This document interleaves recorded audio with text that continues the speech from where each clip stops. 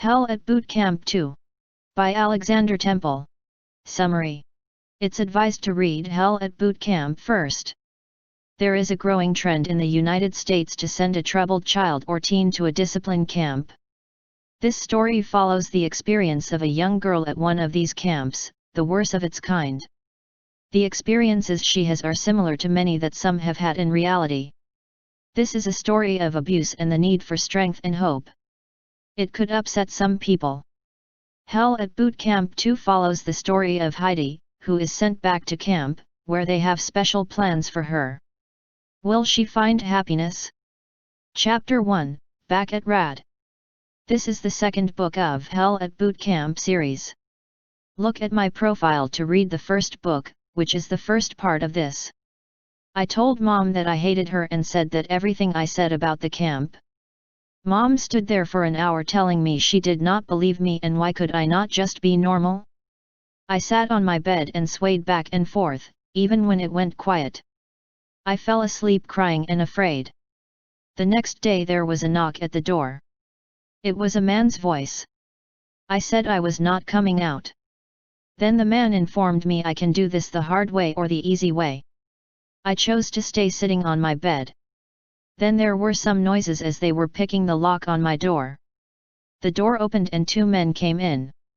I could see Mom standing behind them. Heidi, one man said, we are here to take you to Rad. This time it is serious. Your mother has given us full custody of you. There is one thing for certain, you are coming. Now get up and let's go to the van. I screamed and shouted that I did not want to go. I kicked when they came close to me and punched as much while I was calling every name in the book. Mom asked them, do they not see what she has to deal with? This made me stop as I was so confused. I told them to take Mom, as she needed the camp more. In the end, they had me restrained. They put handcuffs on me and said that it was normal. I cried as I realized that I was going back to Rad. I was dragged out to a van and pushed in the back seat. I asked if the handcuffs could be taken off. The man beside me just laughed and said that I was not so rebellious now. He told me that for my safety's sake, the handcuffs remained on. On top of that, he put this black bag over my head. I was in darkness as I heard the van driver and the men laugh and talk with each other. We were driving for ages, and it was torture seeing black and nothing else. It did not help that we seemed like we were driving to the other side of the world. At first, I pretended to be blind. This made me realize that I was so lucky that I could see. Then I started sobbing as the two men could not see me crying. I escaped this camp one before and now Mom has decided to send me back. I tried the best when I was at home. What did she expect me to be? A saint? Now I was on the road again to the camp. The general would be waiting for me with his hikes and punishments. I put up a fight the last time I was there. Tears were rolling down my cheeks thinking that I did not want to go through that again. The van finally stopped. I got out and was led to the office where the general was waiting for me. He was standing up and smiling saying that he knew I would be back. I started cursing at him to let me go home. I do not want to be here, I started, I want to go home. Why would I want to stay here? You are a mean man that just likes torturing children. You don't care if we are good or not. You get your kicks from seeing us cry. You think that taking me on a hike will make me into a good girl. You are not a general. You are just a moron. You can't see that I am already a good girl. So you can get off your high horse and send me home. I looked at the general as he tapped his finger on the desk. I expected him to tell me that I would be put in some cage or maybe this time punishment would be to crucify me. The general just smiled and said that it was time for inspection. Maybe the old man was getting soft. I should have not even thought of him getting soft. He gave the same speech as he did when I was stuck here the first time. We were all bad children and had nothing to offer society. He would break us down and build us up again as someone our parents would be proud of. I wanted to say that this was not true. I passed his program and my mother was not proud of me. She sent me back. Then the general stood before me. This girl is only 12 years old. She has not even started puberty and yet she is a bad apple. She thinks she is God's gift to society and does not realize that she is a thorn to society. This little girl needs to get her act together. She is not a good girl. She is not a woman. In fact, she needs to wear diapers at her age. I was so embarrassed when he said that I had to wear diapers. It was his fault that I wore them. His punishments have done things with my bladder so that I could not control it. The general was not done, he looked in my face and spat as he shouted, "There is no hope for you. You are back at Rad because your mother no longer wants you. What did you do that your mother does not even love you anymore? I have a present for you that will remind you that no one loves you." I was now in tears. It was hard hearing that my mother did not love me. The fact was that I believed him. Why else would she send me back to this madman in handcuffs? They were still on me, and I felt like such a criminal. My humiliation was not over yet. The general placed a dog collar around my neck. This took away what humanity I had and made me feel like I was the camp's pet. It must have been the general's revenge for the outburst I had earlier. Of course, the next thing we had to do was to go on a hike up the hill. I was told that I would be doing it in handcuffs. This was no easy feat. It meant that it was hard for me to balance myself and climb over rocks. We were not allowed any water and the sun was pounding on us. The dog collar around me felt like it was choking me. I do not know how many times I slipped and plummeted to the rocky ground. I was covered with cuts and sores. I tried thinking about the first time that I went up this hill. Noah was my only friend at the camp and I remembered how he supported me. Why did he have to run away and leave me here? I started crying when I thought of Noah. It was him that phoned me when I was home. He sounded like he was afraid and that he needed help. I was so confused. Where was Noah? Was he in danger? The fact was that I could not help him while I was stuck in this camp. I survived the hike, but a girl a small bit older than me collapsed when we came back to camp. The other children shouted that she fell down and she did not look all that well. The general said that she was faking it. I looked at her, and she did not look like she was faking anything. The general was smiling as he finally took the handcuffs off of me. He told me that the dog collar stayed on. I gave him one of the worst looks I could. The little girl was still laying on the ground when we went in to eat. I could see outside the window that the nurse came and started taking care of the girl. It reminded me of my first day at the camp, where the general made me lay down in the hot sun. I could see that they put the girl on a stretcher and took her to the nurse's office. After we ate the slop that the camp gave us, the general told me in a high voice that I should go to the nurse to get my diaper changed. He was laughing and asking the other children who wore diapers when they were 12 years old. The other children also seemed to think it was funny.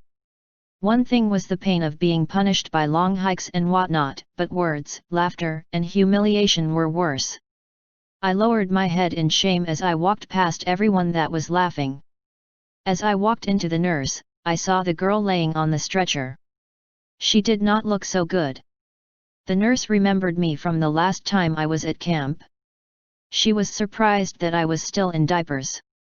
Then she gave a long speech that my mom should have had patience with me and help me get out of the nappies. I just looked up at her and said nothing. My mother did lots of bad things, and not helping me out of diapers was not the worst. As the nurse was about to change me, she heard the general calling her. She told me to wait here until she got back. She put a pacifier in my mouth, which I immediately spit out. I could hear a lot of commotion and at one stage I could through the window a van parking outside. The girl on the stretcher was rolled on the van. I thought this was weird. Why was the van not an ambulance? At least it was good the girl was going to the hospital. The nurse came back and helped me change as if nothing happened. She was disappointed that I spit out the pacifier. I had to remind her of my age. The next day at the inspection, the general told us that the girl was faking that she fainted after the hike. He said she fooled the staff as she was taken to the nurse's office. Then the general told us that she escaped from the camp during the night. The other children looked worried as the general told them that the camp was in the middle of nowhere. He warned them that they would starve and there were wild animals everywhere. After inspection, it was time to do some chores. I was back in the small garden. Gardening was not a punishment, but it gave me lots of time to think. I thought this girl. I did not believe that she ran away. I saw her on the stretcher and she looked very bad. She did not look like she could even open her eyes, never mind get off the stretcher and run away. The fact also was that she was put in a van. Unlike the other children, I have seen this myself. Was if she was alive or not. It was like Noah. They said he ran away. Yet before I was forced to come back, he rang to me on the telephone and asked for my help. He told me he was being sold. I was picking up weeds as I thought what was happening here. I was never punished so much in my life. I was never humiliated so much in my life. The only thing I have learned from this camp was to hate the general and especially my mother. I felt the collar on my neck and thought that no child should get this treatment. I was only 12 years old, but even I could see that it was abuse. I decided to do something about it. Just as I was thinking of what to do, the general stood there. I don't know why, but my body started shaking as he was standing there. "You have been very quiet since you came here," he said, "you have not answered back or been cheeky. You did not even complain when I told everyone you needed a diaper. You did not even complain when I put a collar on you. I just want to get the 60 points and go home," I replied. The general told me to sit next to him. He was now scarier than ever because he was not yelling. He even put his arm around me as if he was my grandfather. He told me that I could get 600 points, but I was stuck here. He explained that my mother signed custody of me over to the camp. I had no clue what this meant but was quickly told that my mother no longer wanted me. Words can hurt so much and the general left me crying. I sat there thinking and crying that I was now his property. Again the question I had was, what did I do to deserve this? I walked around the camp.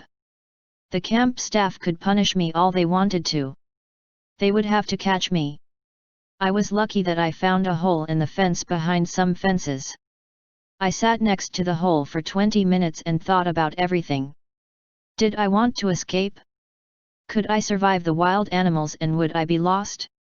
There was only one answer. Anything would be better than being in the camp. I crawled through the hole. Freedom.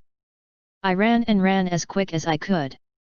I quickly found the road and ran as far away from the camp as I could. My heart leapt at every sound I could hear or every time I could see a shadow. I was afraid that some wild animal would jump out. This only made me run quicker until I no longer could run. Despite that I was afraid, I must admit that I never felt so good than I did then. I was free. I was free of my mom and the general. I did not know what would happen to me, but I could feel already that my life was much better. Freedom was the best feeling I ever had. Freedom was also short-lived. When I looked behind me, I could see the van I seen the day earlier slowly driving after me. I started running quicker but it did not help. 2 men got out of the van and before I knew it, I had handcuffs on once again as they put me in the back of the van. I shouted at them that when I got back to camp, I would just run away again. The man laughed and said that I was not going back to camp. Chapter 2. The daughter he always wanted. I tried to escape but was captured by the 2 men that had me in the back of the van. When I told them that I would escape as soon as I could, they just smiled and said that I was not going back to Rad. I just sat in the corner of the van wondering what would happen to me. One of the men was staring at me. I thought that I could appeal to his kind side and maybe make him understand things so I could be set free. "I am not a bad girl," I started. "I know. I was told," he replied. This answer surprised me somewhat as the general kept telling us that we were the scum of the earth. I looked at him with the best puppy eyes I could and tried to reason with him that if I was not a bad girl, he could set me free. This just made him smile and say that I was a special girl and chosen for special things. Needless to say, that answer confused me more, so I stopped talking with him. The van had no seats in the back, so I was sitting on the floor and could feel every bump on the road. We were driving for hours and it was getting dark outside. Once in a while, I would ask if we were soon there and the man would say no. I was now sleepy and asked could he take off the handcuffs so I could sleep. The man agreed to do this. So I slept in the back of the van. When I woke up we were still driving. I figured we were on the other side of the world. I looked out the window and could see we were finally stopping. We were stopped outside a huge warehouse. The only thing I noticed was that it was bricks and there were bars on the windows. I was led inside. I could hardly walk as I was sitting in that van for a bit less than a day. I was led in and put in a cell.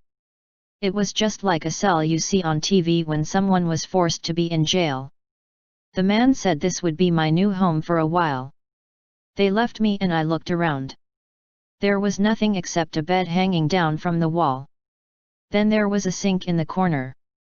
The first thing I did was to drink some water from the tap. I was so thirsty and hungry. After I drank more than I could, then I just sat in the corner. There was absolutely nothing to do in that cell. I just stared at the walls and bars and looked at the light coming through the window high up. I found that if I laid on the bed and closed my eyes, I could use my imagination and pretend I was at school or doing the garden. I was sure all this boredom was meant to break me or make me go crazy. I would not let this happen. The general tried to punish me in every way possible and screw with my mind. I survived until now. It helped when the nurse came. She came with some food and drink or she came into the room to change my diaper.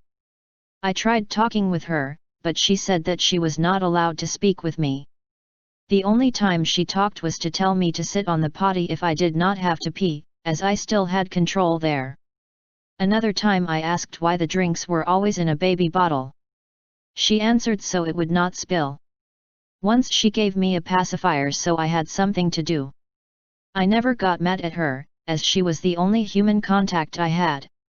I even used the pacifier as I thought sucking on it would pass the time away. I could feel that time was going by slowly and I knew that I was slowly going out of my mind. Being alone for most of the time in a confined space with nothing to do was making my mind race and I was becoming more and crazier. I felt like I was breaking.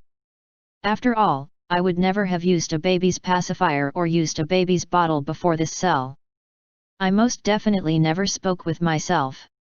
When I was about to give up all hope, the nurse came and told me we were going for a walk. I was so happy and giddy that I was finally out of the cell, and talked non-stop to the nurse promising that I would be good. She put me in a bathtub and helped me take a bath. I could have done it myself, but I did not want to be alone. After I took a much-needed bath, she brushed my hair and put them in pigtails. A new diaper was put on me and a night dress.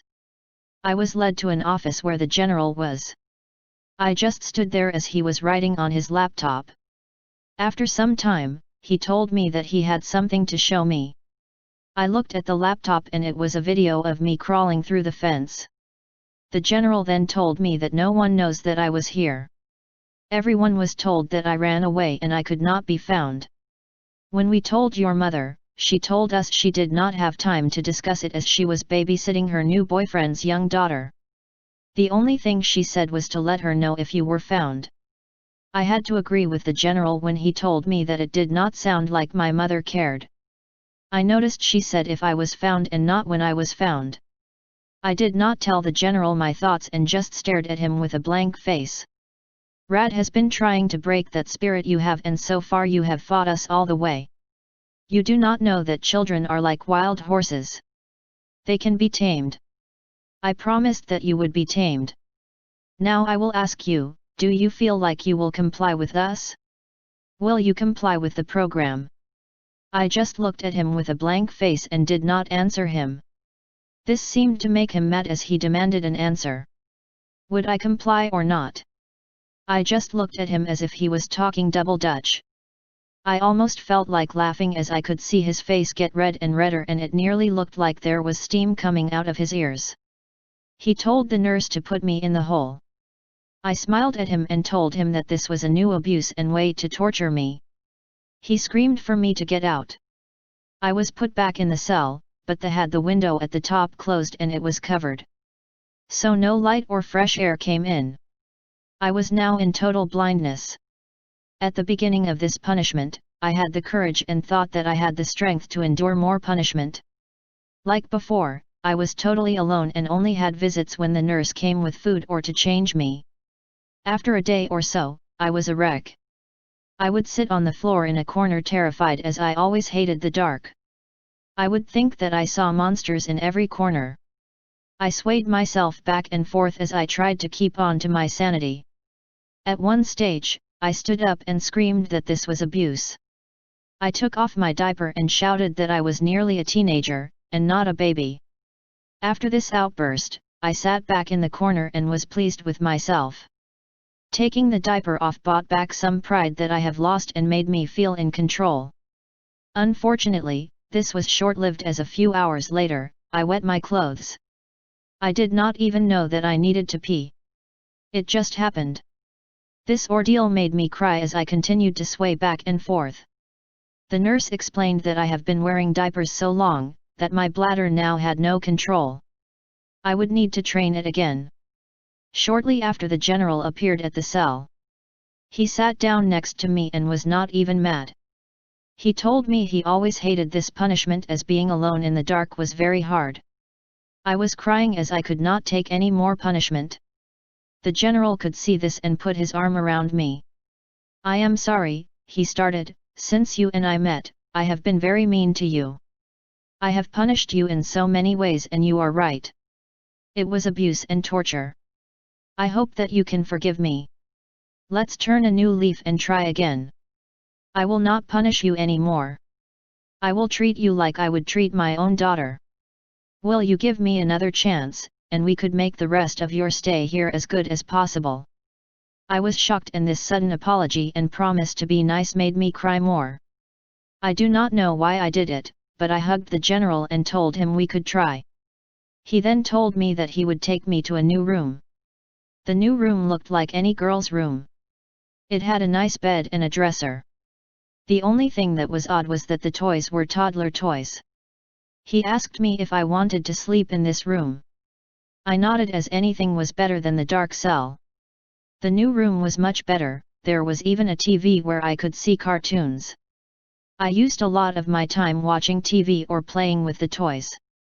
I nearly forgot how I used to play with dolls or blocks, but it all came back to me.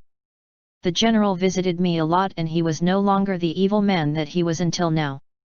He would speak with me and even sit on the floor and play with the dolls with me. I no longer was crying. The general even told me that I had a nice smile and he loved it when I laughed. I asked the general where we were. He told me that he could not tell me that. We were far away from the world that I knew. I also asked him when I could go home. The general smiled and told me that he had to make sure that my mom wanted me. He told me that he was very doubtful and it would take some more time to find out. If she did not want me, he had an alternative plan. He could not tell me what it was, as I needed more time to adjust. However, he promised me that it would be me that decided if I went home or wanted to do the alternative plan. The general promised me that I would never go back to Rad. He even came with a present one day. It was a teddy bear. When he gave it to me, he said that over the last few days, he enjoyed his time with me. He even considered me as if I was his daughter. In fact, he said that he always wanted a daughter like me. That night I cried in bed. Sure, my life was better now. I was not being tortured or abused. I was not that stupid either. Was the general's new form for kindness a form of abuse? Was he really being kind, or was he just being kind to screw with my mind? Deep down I thought his kindness was no act.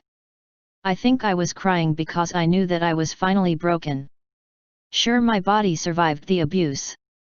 Did my mind survive? I considered myself broken because I felt unwanted by my own mother and my future was unknown. Was there any hope? Chapter 3. Noah. Despite being locked up in a room where I had no idea where I was and wondering what my future would be like, I was mostly happy. I tried to forget about my friends at home and my mother. I was afraid that if I did remember them, then I would start crying and could not stop. I figured it was better for me to accept things as they were. I could not fight the general and it was important that I kept him happy and kind. I did not want to go back to being tortured and punished. The general was still very nice. It was like he was a different man than the one that I knew at RAD. He did not want to make my life hell. He talked to me and saw cartoons with me. We would laugh and joke. I did not know why he suddenly was Mr. Nice, but it did help the time go by. One day he told me that I was so negative when he first met me. I had too much self-esteem and confidence. Now it was good to see that those were gone and I have accepted my destiny. I was confused. Were self-esteem and confidence not a good thing?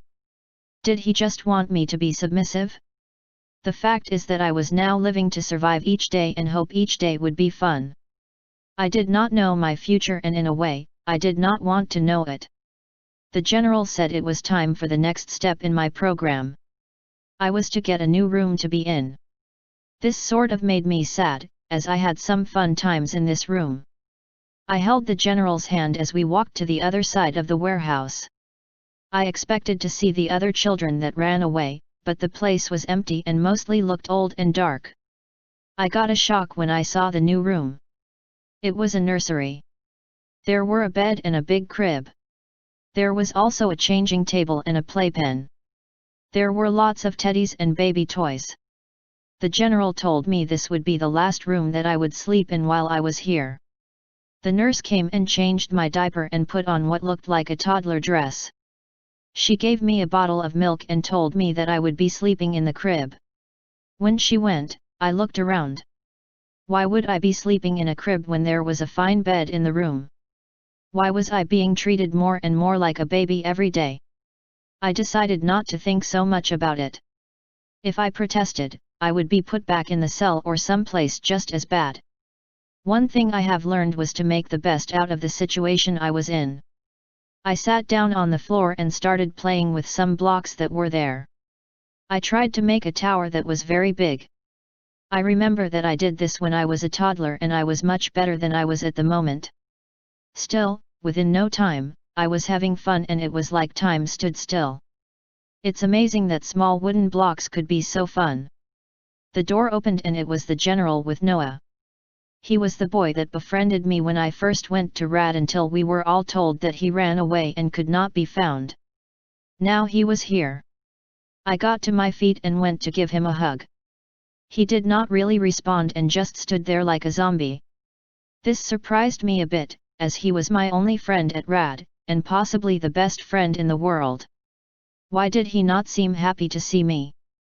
When the general went, Noah sat down in the middle of the floor. He did not play or anything. He just stared at the wall with a blank stare. I figured that the general broken Noah down so much, that he lost what spirit he had and was now as a zombie. This was sad to look at. I remember when Noah was full of life and hope. Now, this was gone. I tried speaking with him and told him how I got here. I told how the general punished me all the time and then I ran away from the camp. I was caught and now I was here. I held Noah's hand as I told him that the general was very nice now and spent a lot of time just being with me. We were getting used to the new room during the next few days. I would sleep in a crib and then my diaper would be changed several times a day. I always had a pacifier in my mouth or was drinking from a baby's bottle. I dressed like a toddler and played like one. For some reason, I accepted that it was best that I was treated like a toddler. I was convinced that I was happier living the life of a toddler. I never really considered that a few months ago. I would have been so mad at the thought of someone treated me as a toddler. I would never have accepted it.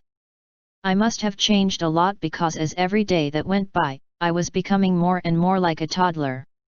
I was also thinking and acting more and more like one. Noah was very quiet at the start. He would just stare at the wall and never say a word. As the days went by, he started to speak a bit more and even smile. He thought that playing with baby toys were boring, but he mumbled that someone should take care of me. He did not tease me that I basically acted and dressed like a baby. He slowly took on the role of a bigger brother. So after a week, he was like the way he was, and yet he was different. He was more subdued now, and it was like he needed the general. This was a far cry from the Noah that I first met, that wanted to escape and hated everything to do with the camp. After a week, he told me that he was happy to see me. This made me laugh, but I suppose it's better hearing it late than never at all. Noah told me that he did not escape. If he did escape, he would have taken me with him. He was sleeping in his small tent when the two men dragged him out and put him in a van. He was brought to the warehouse where they continued punishing him and torturing him. There were tears in his eyes when he said that a body could only deal with so much. After a few weeks, he felt like he was just a shell. It was as if his soul was destroyed. The worst thing he said is when he found out that his mother signed over custody of him to the general. The general was now his guardian. He was now in tears when he said that it is hard for any child to know that their mother no longer wants them. The general visited us one day and told me that he had a confession. They put a small speaker in the crib that was turned on when I slept. The speaker kept on reminding me that I was like a baby and would be happy being a baby. I thought this was a strange thing to do, but the general explained that it was called subliminal messaging. The non-stop chatter from the speaker had sunk in my brain and helped me accept my new situation. I should have been mad at the general, but the fact was that I did feel happy and I did not mind that I was being regressed to a baby. I did not consider if the general tricked me. I just shrugged my shoulder and accepted that this was what I have become and that I was happy. Noah was confused. When the general went, he asked me did I not even worry why the general wanted me to act and dress like a baby. He reminded me that no girl of my age would accept it. Then he sighed and asked what was happening to us. That night, I had a strange dream. I was back at school. We were talking about music and boys and how much we hated homework. After school, we went to the mall and looked at some clothes. I really liked the short skirts and the belly tops and thought these would make me look like an adult. We hung around the mall for hours. One of the girls had a cigarette and wanted me to try it. I did not want to look like wimp, so tried it and ended up coughing and choking. Mom was mad when I came home, as I was late. After a bit, she calmed down and I sat on the floor in front of her while she brushed my hair and just chatting. She admitted that when she was a girl, she loved being at the mall and did things that her parents never approved of. Then I woke up and I was in a small anxiety attack. This dream made me realize that I did love my mother, despite the fact that she seemed to have given up on me and sent me here. I tried to understand why she sent me to Rad. There was a possibility that she just did not know what to do and this was the only solution that she could think of. I tried to convince myself that she sent me here because she loved me and was worried about me. I started crying when I doubted very much that she was worried or even loved me. It did not help that the general visited the next day. I was sitting on the floor drawing and Noah was taking a nap. The general sat down next to me and told me that he has information about Mom. The general visited her and was surprised that most of their conversation was about her new boyfriend and her new stepdaughter. It was only before the general left that Mom asked if I was found. She also wanted to know if she had to pay the camp fee because I could not be found. The general hugged me and asked me if I thought my mom really loved me. He told me that she spoke mostly about her new family as if it was the perfect family and the family that she also wanted. The general mentioned that if she loved me, why would she so worried about the camp fees? Surely she should offer everything she owns that I would be found. The general was certain of one thing. Mom really did not care about me. When the general went, I sat in the corner and said nothing. I really wanted to cry out loud. It was like that I had no tears left. The nurse came to change me and she even noticed that I was quiet. She told me that it was okay to be sad and at least the pacifier was comforting. When she went, Noah came and sat down next to me. I heard what the general said. He said the same to me, that my mother no longer loved me and no longer wants me. I would not trust the general too much. Do you know all the children that escape from the camp? They end up here. Sometimes I could hear other children. Sometimes they were in the room next to me. The question is, where do they go? I looked at Noah and said that they most likely were sent home. I doubt that, Noah continued. Remember that I sneaked a phone call to you and told you we were being sold? I think the general tells all the children here that their parents no longer love them. Most likely, the parents thinks their children are dead. The general then could sell them to some strange factory that has child slaves or some mines. That is foolish. The general has been so nice to us. He is like our parent. He will take care of us. Heidi, you need to think and see reality. If the general loved you like a dad, why would he be slowly changing you to a baby? It is so weird that a girl your age has been regressed so that you are a baby in a big girl's body. If this does not make you think, then ask yourself why we have been locked in this warehouse for weeks. We have not even been allowed out to play, and what about our education? If the general loves us, he would not keep us locked as prisoners. I did not want to discuss any more. I told Noah that I needed a nap. I had another strange dream. I was sent home, but my mother could not see me. It was like I was invisible. My friends came to visit me. They teased that my bedroom was a nursery and I had a diaper on and used a pacifier. They ignored me while they talked about boys, school, and music. One girl tried asking me how I could let another person do this to me. I woke up and Noah said the general was there. However, he forgot to lock the door. I told Noah that he was right. I was becoming a baby and we were both prisoners. I told him that we had to escape. We could go to the police and tell them everything that happened. The worst thing that could happen would be that we would be sent to a foster home, but at least we should be free and we would be together.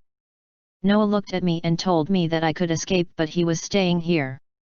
He admitted that he was broken and had no energy to fight the system. He knew deep down that his mother did not want him, and even if he escaped, who would take care of him and love him? No matter how much I tried to convince him, he refused. Noah was defeated and would accept what plans the general had. I opened the door and peeked outside. There was no one to be seen. So I silently went through the hallways and looked for a way out. Everything looked like it was falling apart and old, and it was like a maze. I did not give up hope, and in the end, I found the door. Strange enough, that was not locked either. I walked outside and took a deep breath of the fresh air and could feel the sun on my skin. I should have run, but just stood there. Where would I go? Even if I did go to the police and was sent to a foster home, would they think I was some freak because I acted like a baby? Who would believe in all the things I experienced at camp and how the general made me a baby? How would I explain that I just let him and did not mind being regressed? I would never have a family that loved me or wanted me. A foster family would be paid to have me and they would think that I was one strange girl. My mother no longer wanted me. She had her own family now and it was obvious that she did not want me. She thought I was lost in the wilderness around the camp and yet she did not even try to look for me. I went back into the warehouse with a teary face. I snuck back to the bedroom. When I opened the door, the general was waiting. "You came back," he said, "the program is finally done and a success. You and Noah are now ready." Chapter 4. Sold to the highest parent. The general told me that he had to test us. If Noah or I escaped, then we were not ready yet and would have to continue with his programs. The fact that Noah did not want to escape and I ended up coming back showed him that we no longer were the rebels we once were. He was proud of us and promised us both that things would be much better from now on. He also promised us that he would tell us what would happen to us. As soon as the general went, Noah told me that the door was still unlocked. The general knew that we had no place to go. I felt less like a prisoner and smiled. Noah was very emotional and gave me a hug, saying that he was happy that I came back. It would have been hard for him to deal with the general's master plan if he was alone. Noah felt like he could deal with anything as long as I was there. I felt the same. I remember when I was alone. The punishments were so hard and nearly unbearable. Things were much better now that Noah was there. We were in the same sinking boat together, and we knew how to support each other. Noah was more than my best friend. He was like a brother. The general visited us the next day. He showed us newspaper articles. I read it and could see that Mom had an interview with a newspaper.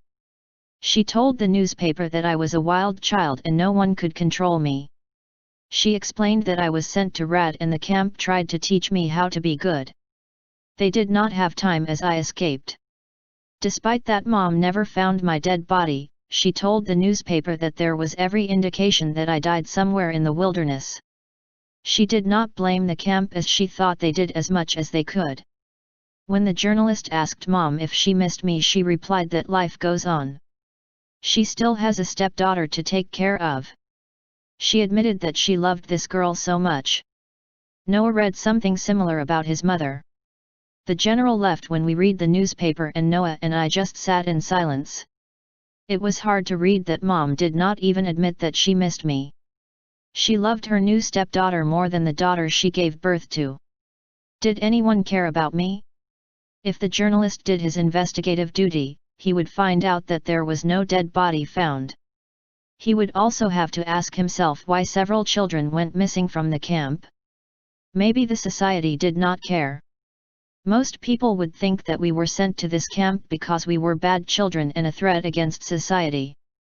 If we did not die, then people would think we would spend all our life in some prison.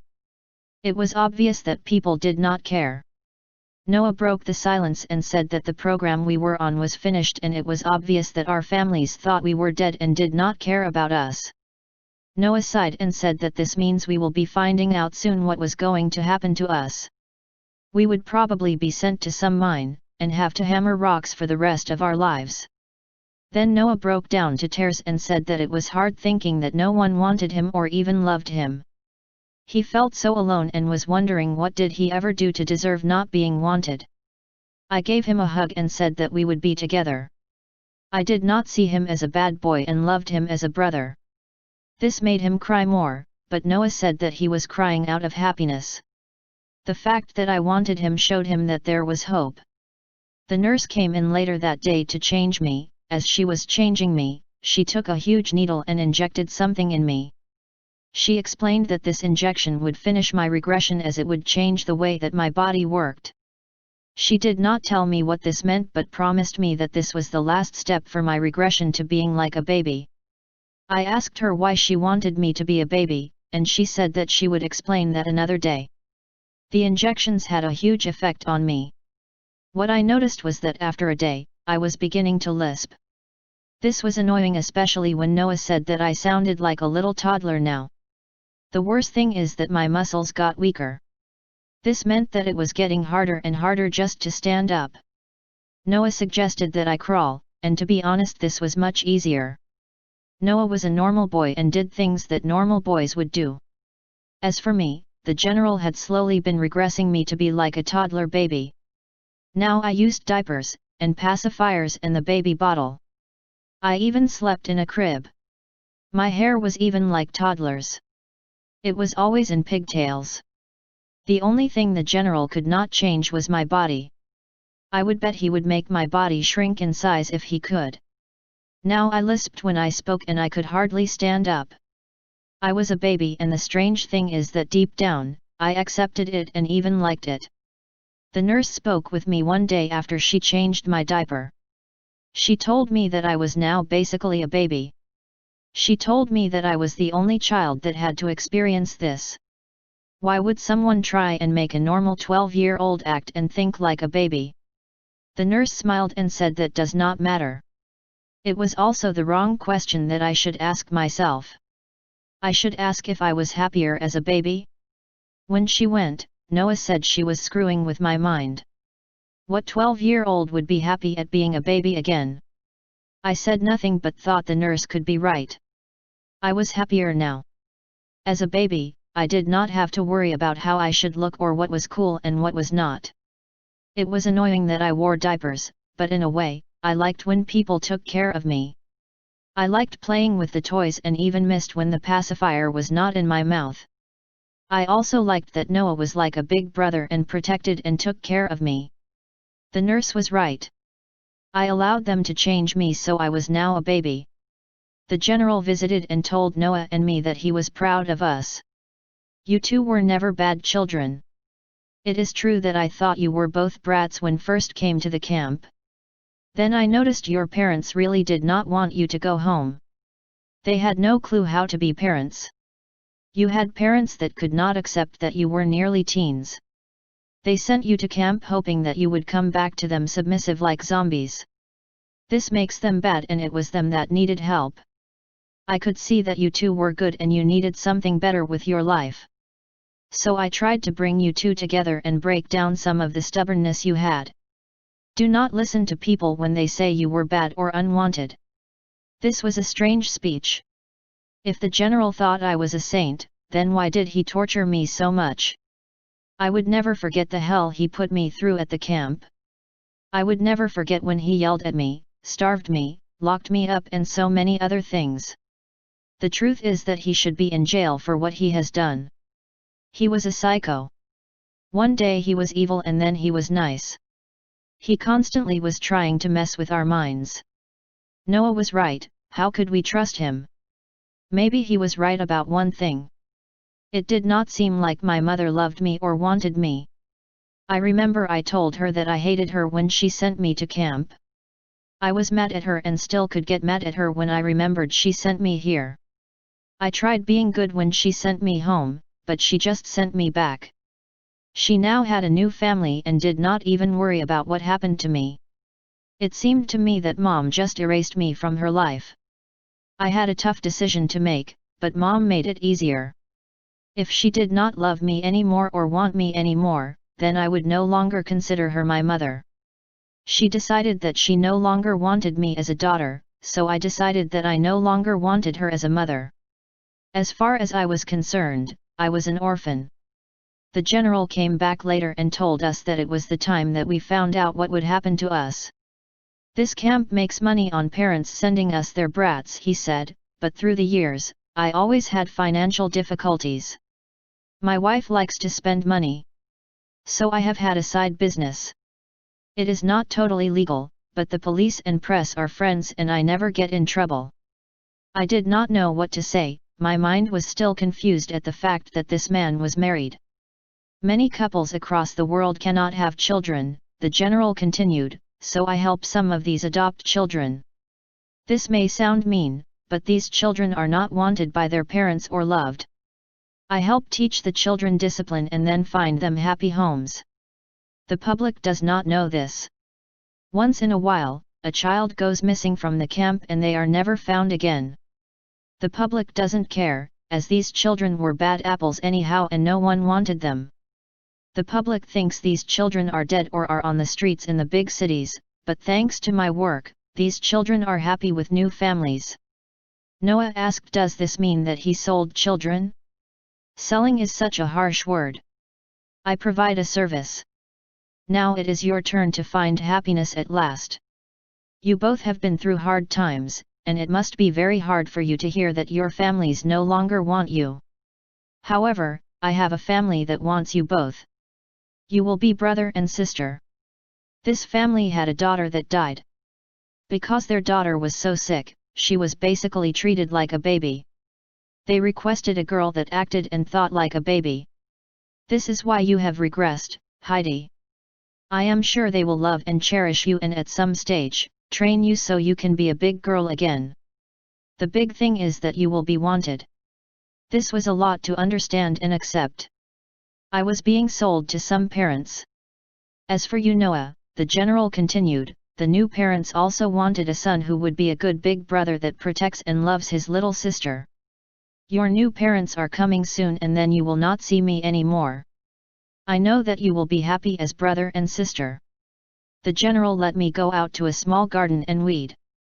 I always found peace in a garden with dirt and plants, but this was hard. My muscles were so weak that I could not even stand. I ended up sitting in the middle of the garden as the general's words sank in. The general sold children to childless parents and hoped everyone would be happy. This was against the law and no one ever did anything to stop it. I bet that the police and even the media knew about it and never lifted a finger. The general could be right. Society thought we were future convicts and did not care about us. The general had this planned for a long time. The problem is I was never asked. I was never asked if I wanted to be regressed to a baby again. I was never asked if I wanted to be sold to the highest bidder. It is like I was not even a human. I felt more like a commodity in a shop and someone would buy me. I was not even sure if the new parents would love me or want me. Maybe they just wanted me to replace their daughter that was sick. Noah came and sat down next to me. He was happy that we were allowed outside. He told me that the plan was not bad. We could meet a nice couple that loved us. We would escape the general and never see him again. The best thing is that we would be brother and sister. Noah could see nothing wrong with the general's plan. It was not like we had a choice. A few days later, the general appeared with a man and woman. He told us it was time to go. He said this man and woman were our new parents. Chapter 5. Happiness. The man, who was supposed to be our new dad, looked nice with a suit on. He seemed quiet and shy. I suppose I could understand him, as he was about to adopt 2 children that he never met before. He most also knew that the adoption was illegal and this must have worried him. He looked like a film star and I could see that he had a kind face. The woman looked like John F. Kennedy's wife. She had a nice suit on and even gloves on her hand. I also noticed that she had teary eyes but had a nice smile. This woman was now my new mother. No one asked me if I wanted to be her daughter. Now I had no choice. Once again, I had to make the best of things. All I knew is that if I was negative, I would be having a bad time. My new father lifted me up and put me in a stroller. I thought that this was strange, but in a way, it was good as I could hardly walk and did not want to crawl all the way out of the warehouse. We said goodbye to the general. This was also strange as he was the one person that inflicted so much pain on me and confused me at the same time. He was both evil with me and nice to me. He was a man I wanted to trust and yet could not trust. I said goodbye to him not out of politeness, but it was a way that I could convince myself that the general was gone from my life. We went to the airport. Noah was so excited while I had some anxiety in me. Noah was delighted that he was free and back in the big world. I, on the other hand, kept on thinking that I was isolated and secluded in a warehouse for a long time. I was not used to being out in public and with so many people. I concentrated on the pacifier in my mouth. The airport was full of people and my new dad was pushing me around in the stroller. I noticed that everyone stared as they saw me. I don't blame them, as it must be strange seeing a 12-year-old sitting in a stroller with a pacifier in her mouth. I was both embarrassed and defiant, as I kept on saying to myself that this was the way I now was. I was a baby in a big girl's body. The people at the airport did not know how I was changed. This made me wonder what they thought about me. Our new home was in a small village on the other side of the country. We lived in a big house in the middle of nowhere. My new parents were not millionaires, but they had more than enough money. Dad was a lawyer and Mom stayed at home. The house was big and had fancy antique furniture. Noah had his own room and it was so cool. He had everything that he ever wanted. He had video games and all the toys he ever could use. He also had a new wardrobe of clothes. They were designer clothes and I guessed he would never be teased for the clothes he wore. It made me smile seeing Noah run around the bedroom excited at everything he saw. He gave our new mom and dad a hug and said that he was glad they adopted him. I was taken to my room and it was no surprise that it was a baby's nursery. It was pink and had a crib and changing table as well as loads of toys. Like Noah, I had lots of new clothes. They were not anything a 12-year-old would wear but were so pretty and there were so many. I knew I would have lots of fun with the toys. My new mother sat down next to me and said that she did not expect me to accept them as parents or even love them. This was all new for us and it would take time to adjust. I wanted to ask her if she felt bad that she bought me like someone would buy milk in a shop. However, I could see she was trying to be nice to me and not demanding that I love her. I smiled and promised I would do my best at being good and the daughter they expected. "We do not expect you to be anything," she said, "we want you to be yourself and we want you to be happy. We had a daughter that lived like a baby and the camp said so do you. Maybe this is one reason why we picked you. This does not mean we want you to be her or even replace her. She is now in heaven and cannot be replaced.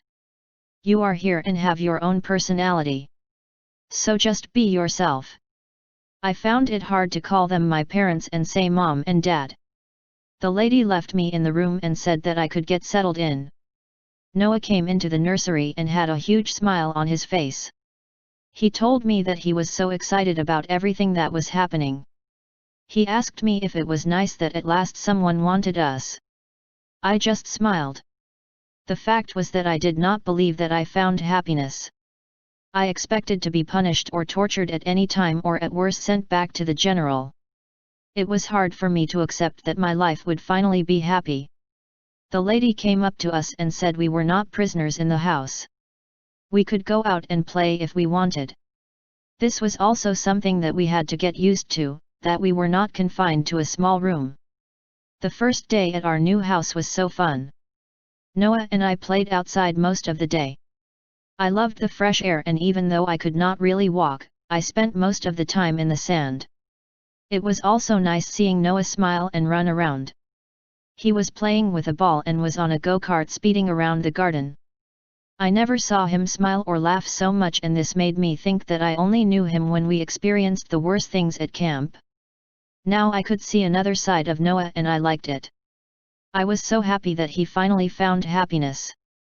Dinner was great. We sat down as a family and even said prayers before we ate. The lady was a great cook. We talked a lot as we ate and I never smiled or laughed so much. Our new dad helped us get ready for bed and he even read a good night story. I do not know when the last time that this happened. We also prayed before we slept which gave me a nice feeling. The next few weeks were the best in my life so far. It was like we were at a holiday camp. The lady and her husband were nice and had a lot of time to be with us. We did a lot of things as a family. I loved when we ate candy every Friday when we saw cartoons. I could see that they really care for us and I felt wanted for the first time in a long time. Noah made things perfect. He was a great big brother and did his best to make me feel happy and feel secure. I was still not ready to call them mom and dad. I still had a fear in me that I could not get rid of. Were they really nice or was it just an act? Would they send me back to the camp? I had nightmares about the camp and the general. He would continue to torture me in the camp dungeons and I would be crying and screaming about the pain. While I would be in pain, he would also be nice to me which just screwed with my mind even more. I would wake up finding it hard to breathe. When I fell back asleep the nightmare would continue. The general would tease me that I allowed him to regress me to a baby. The lady asked me what the nightmares were about. I refused to tell her. I remember when I first went to the camp, that the general told us that if we ever told anyone, we would be sent back to the camp. The lady hugged me and told me that I was safe and no one would ever hurt me again. One day she asked me if I liked being a baby. I admitted that I did, but I also missed being a big girl. I missed being able to walk and do things that Noah did. I even missed my cell phone, that I once had. The lady smiled and suggested I should train myself again. She would support me if I tried to get out of diapers and be a big girl again. She would also support me if wanted to stay as a baby. I agreed that I should try and grow up. For the second time in my life, I tried to potty train. This was not that easy. It meant that I had to retrain my bladder and its muscles. I had exercises that I did and I did them when I could. Getting out of diapers would be the hardest thing I ever have done. I had so many accidents that it's embarrassing to tell about them. My new parents also had this lady that came around. Her job was to strengthen my muscles so I could walk again.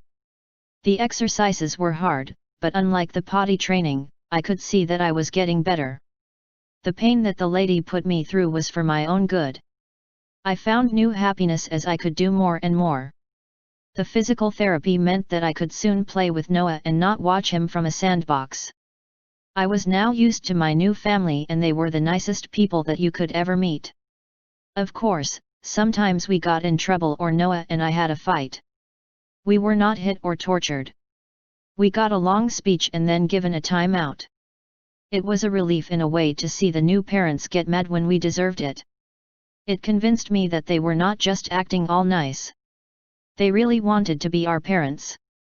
Noah accepted this and told me I should not be afraid. We were happy at our new home. Not only this, but we also met our aunts and uncles, as well as grandparents. The whole family seemed happy and it was easy to see that they loved being together. Noah and I were accepted as the new son and daughter. Grandmom even said that it was hard to believe that we were adopted. One of the things I liked the best was helping the lady cook. We would spend hours in the kitchen while she told me how to cook hot meals and even cakes. She was a good cook and praised me for learning so fast and being good at it. I liked creating things and I liked it when others enjoyed the food that we made. It also gave me time with the lady, so we became very good friends. After a month, I no longer needed the diapers during the day. I was now a big girl once again. The only problem I had was that I still wet the bed. The lady told me that many children wet the bed, so it was not strange. I was rewarded with a new bedroom and new toys. I no longer slept in a crib. I had a canopy bed as a princess would have. I still had some old habits. I still used the pacifier at times. I was delighted that I had clothes that girls my age wore. I remember when I first tried on a belly top. At first, I thought I was in trouble when the lady saw me with a belly top. She said that she had belly tops as well and then gave me a speech that I should respect my body, and if I ever had a boyfriend, he should also respect my body. I thought about when my mom saw me in belly tops. She thought I was bad and just looking for trouble. I wondered, did she think about me anymore or did she think I was dead? Did she miss me or did she not love me? One day, I picked up the telephone and tried to ring to my birth mom. I could hear her voice when she answered the telephone. I had a tear rolling down my cheek. I did not say anything and hung the telephone up. She already made up my mind and decided that she did not want me. The lady came in shortly afterward and said she had a surprise for me. She dragged me to the back of the house to a small shed. There were new garden tools. She told me they were now mine and I could have my own garden. I gave her a hug and said, "Thanks, Mom." I found happiness. Chapter 6. Hell at Boot Camp. Noah and I were happy with our new family. Mom and Dad loved us beyond limits. We may have been adopted, but we knew that we were loved and wanted.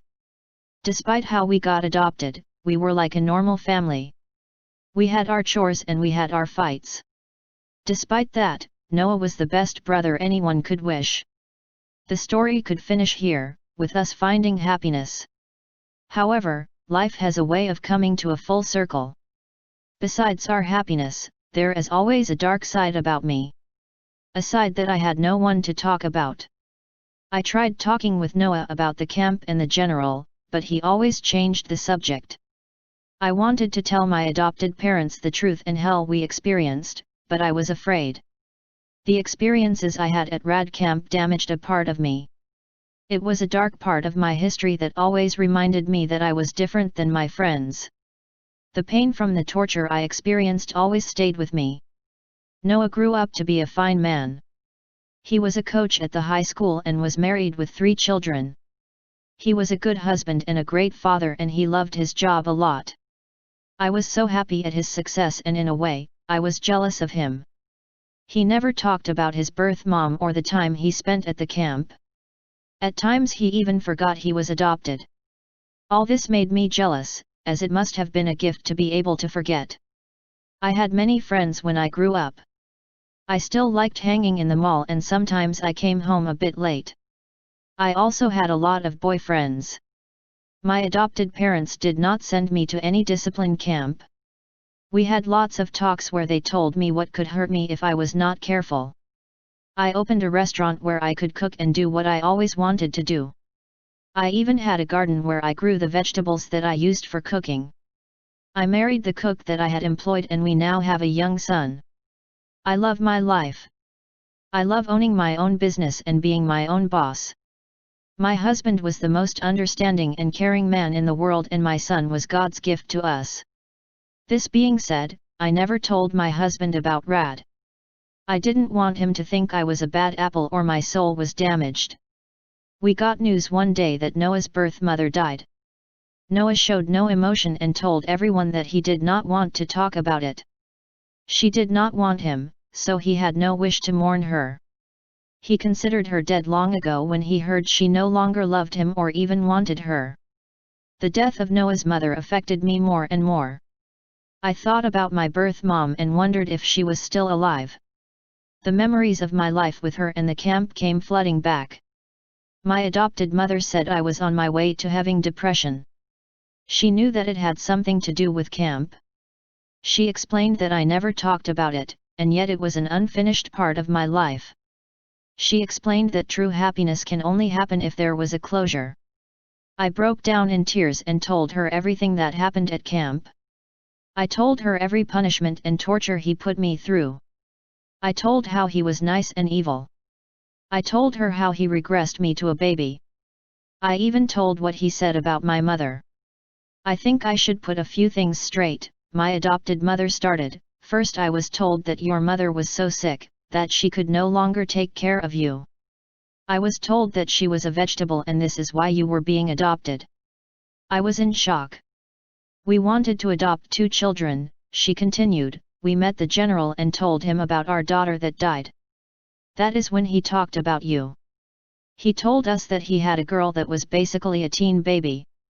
He told us that the fact that your mom was so sick, you did not want to speak to her or talk to her. Her sickness also made you regress to a baby. I told her that the diapers started as a punishment when I wet myself when I was locked in a cage. To be honest, your dad knew that the adoption was not that legal. It cost us a lot of money, but it was the shortest and easiest way to adopt. We never knew how bad he treated you or how your mother basically disowned you. I suspected that the camp was not a holiday camp, as it always was a dark side in your mind. None of this was my adoptive parents' fault. They were the best parents I could ever have, and who knows what would have happened to me if they did not come along. We hugged each other as she told me how much she loved me and wished she knew how bad the camp was, so she could have helped me. I decided to do something about it. I started writing a book about the camp and everything I experienced.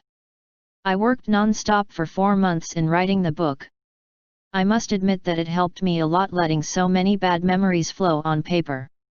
It was a huge relief when I wrote the last few lines. When I showed my husband the book, he was in tears while he read the book. He asked if I wanted to make this public. Of course, I did. No girl should ever experience what I have experienced. These discipline camps should not be allowed. Hell at Bootcamp was released and the response was something that I never could have speculated. The book was a bestseller and had the government discussing discipline camps and if they should be allowed. I was on one talk show after another talk show talking about what really happened behind the camp walls. This outraged people and I am sure brought many to tears. We were not considered bad apples. We were victims. I was worried about how Noah would take the book. His only reaction was that he supported me as it was something that I had to do. However, he did not want to talk about it. The general was now an old man, but he was arrested. He was charged with child abuse and even murder as well as illegal adoptions. I looked at him being paraded into the police station. He did not look like he was ashamed. He held his head high as he said that he helped many bad children become good again, and something society would be proud of. One day, I got a letter. It was from my birth mother. At first, I just put it in a drawer. However, after some days, I decided that I should read it. Dear Heidi, I was shocked when I read your book. All these years, I thought you were dead. All these years, I blamed myself for you being dead. Let me say that I am so happy that you found a new family that loved you and treated so well. I hear you are a success and have a good life. I even hear that I have a grandchild. I should not have sent you to Rad. At the time, I was so worried about you. I was convinced that you were hanging out with the wrong girls and doing things that would get you in trouble. The sweet girl I knew was now a teenager, and she no longer needed me. I was confused every time you would be defiant or answer me back. I really thought that Rad would help. The general assured me that without the camp, you would end up as a junkie or teen mother. It was so hard when I left you at the camp. I kept on thinking that I was a failure as a mother. I felt like the world's worst mother when I drove away and you told me that you hated me. I never knew that the general punished you in the ways you wrote in the book. It did not even cross my mind that a so-called gentleman could treat a child that way. I was sure that the camp was under regulations on what was allowed and not allowed. I cannot imagine the pain you went through, and the number of times you hoped I would come and save you. I did the opposite. I left you there. You finally came home and I was sure things would be better. The general rang to me all the time and said you were not ready. I did not want to send you back as I thought you were trying your best. Yet you were different and I did not know why. I did not know the pain you were in. When you rang the police to tell them about the camp, I did not believe you. You needed my support most there and my reaction was to send you back to camp. When they were taking you, I was in shock. They put you in handcuffs and I never expected this. I never knew that I signed over custody. When I rang the general, he told me I had no right to see you and in any case, you hated me. Then they told me that you escaped. You wrote in your book that the general visited me where I was more interested in my boyfriend's daughter. The general never visited me. The boyfriend soon left me as his daughter reminded me so much about you. I was impossible to be with. I spent a lot of time looking for you. They never found your body and this always gave me hope. I searched every inch of the woods outside the camp. I never considered you were in a warehouse far away from the camp. I remember the telephone call.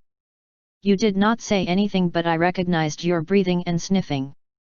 This was the best phone call I ever had, but the saddest one as well. I knew you were alive, but I did not know what happened or where you were. I blamed myself. Of course, the general used my insecurities and lied to me. I was not a victim like you were. I was part of the problem. Since then, I have lived alone and went to church every day asking for forgiveness. I often have been in depression since. I will finish now. I would love to meet you, but I do not expect anything. My only hope is that one day, you will forgive me. I love you and am proud of you. Your birth mother. I could not stop crying when I read this. The general really did screw with my mind and make me believe the worse. Noah also read the letter and he just broke down. We had a long talk about the camp and what we experienced. Noah understood that his mother could have been tricked the same way as my mother. She most likely loved him and died with a broken heart. Noah told me that we had to forgive and get on with our lives. We both had great families and great jobs. Noah told me that he had to visit his mother's grave. I went with him. I also sent the general a postcard that said that I forgave him but what he did was so wrong and he would have the rest of his life to think about this. I concluded by writing that I was finally free while he was not. I liked having the last word. Tonight I am making a special dinner. My husband and son will be there as well as my adopted parents. Noah and his family will be there. My birth mother will also be there. I am free. I am no longer a victim. I am happy. The end. Share and comment.